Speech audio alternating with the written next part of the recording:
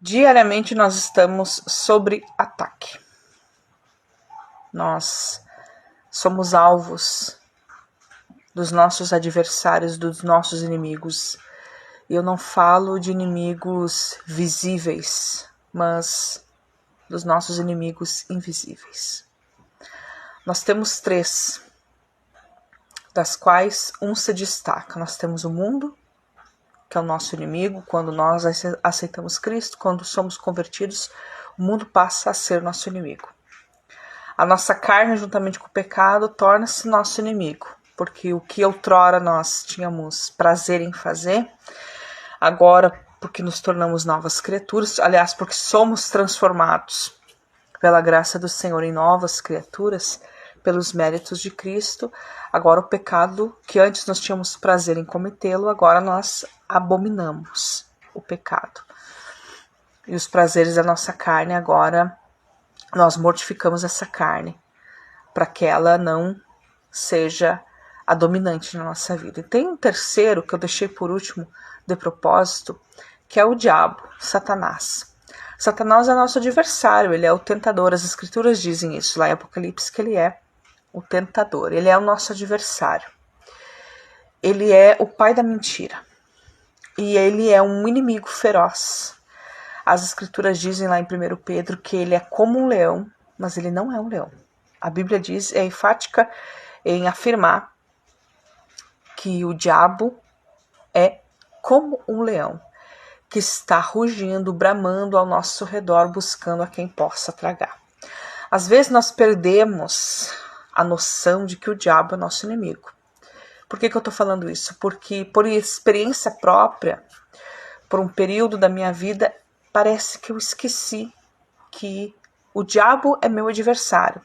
Ele é o adversário da igreja, ele é o inimigo do povo de Deus, mas nós precisamos entender uma coisa, que ele não é um inimigo à altura do Senhor. As escrituras dizem que o Deus de paz em breve esmagará Satanás debaixo dos vossos pés. As escrituras nos afirmam que a sentença do diabo já está decretada na eternidade. Ele será lançado no lago de fogo ardente junto com a besta anticristo e todos aqueles que não aceitaram ao Senhor Jesus Cristo como Salvador. Os ímpios.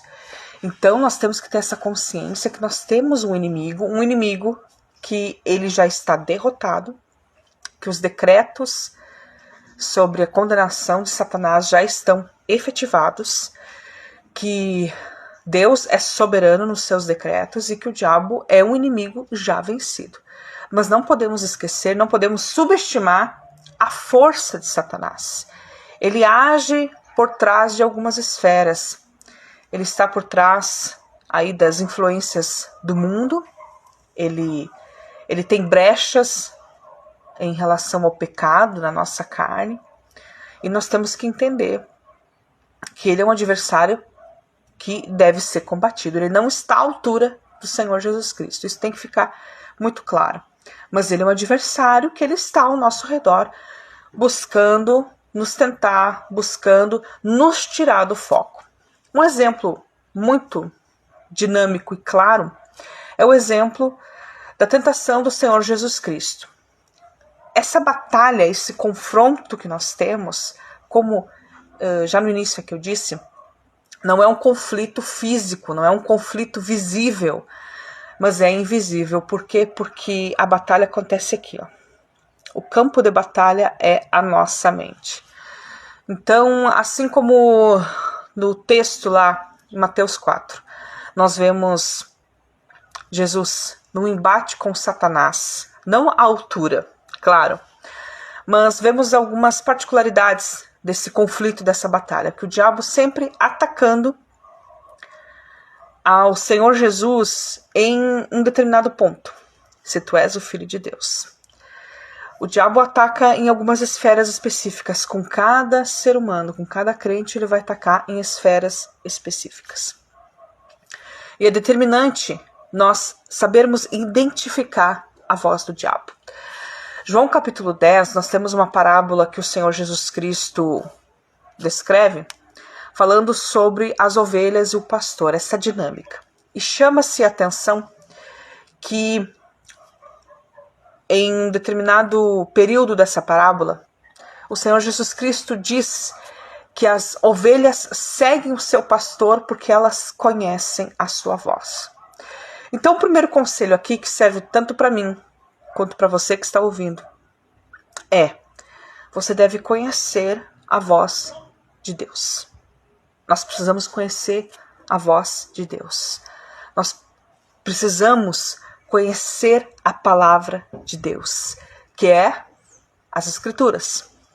Então, quando ali no contexto de Mateus 4, Jesus Cristo está sendo tentado, Satanás sempre usa de artimanhas.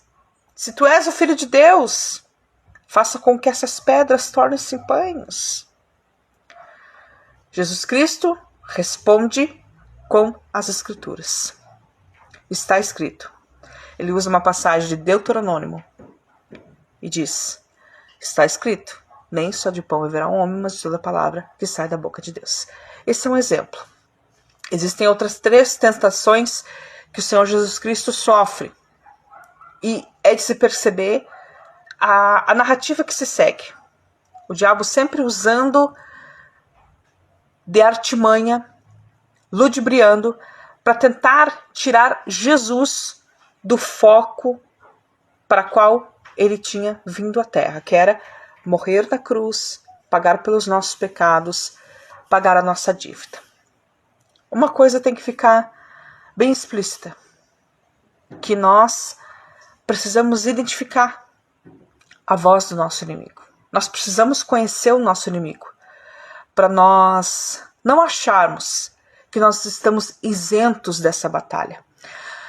Existe uma propagação de um tipo de pregações, um tipo de exposições que descrevem que como se o crente ele não sofresse, ele não fosse tentado, como se ele estivesse numa bolha existencial em que ele não sofre danos, que ele não sofre situações, mas pelo contrário.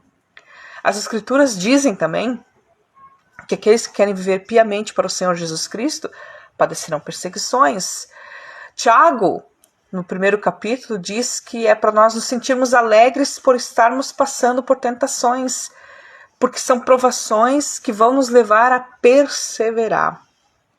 Então, um dos principais ataques do diabo são justamente para denegrir a nossa identidade agora em Cristo Jesus, denegrir a própria palavra de Deus. Nós vemos isso em Gênesis capítulo 3, quando ele, de uma forma muito ardilosa e sutil, ele desconfigura aquilo que o Senhor Deus tinha dito para o homem e para a mulher em relação a comer da árvore do bem e do mal, a árvore que era proibida.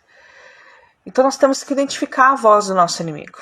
Nós temos que conhecer primeiro a voz de Deus, para depois nós conhecermos a voz do nosso inimigo. E para finalizar, eu quero dizer que nós temos armas. Nós temos uma armadura que nós podemos vestir, como as Escrituras dizem lá em Efésios capítulo 6, a armadura de Deus.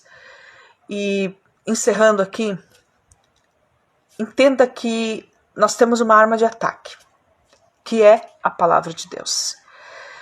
E a palavra de Deus deve ser manejada como uma espada, a qual o soldado usa, que é o contexto que Paulo usa para descrever a armadura de Deus. Ele usa o contexto do soldado romano. Da mesma forma como o soldado ele sabe manusear a espada, nós também, como soldados de Cristo Jesus, chamados para combater esse bom combate, nós precisamos também saber manejar muito bem a espada do Espírito, que é a palavra de Deus. Que o Senhor nos ajude a manusearmos a sua palavra, a identificarmos primeiramente a voz do nosso Deus, a voz do nosso Senhor Jesus Cristo pelo Espírito Santo, para que nós conheçamos as ardilosas e sutis formas de ataque de Satanás. E Deus vai ser glorificado. Eu fico por aqui, ao Senhor toda a glória e honra. Gratidão por mais esse dia e até a próxima, se o Senhor assim permitir.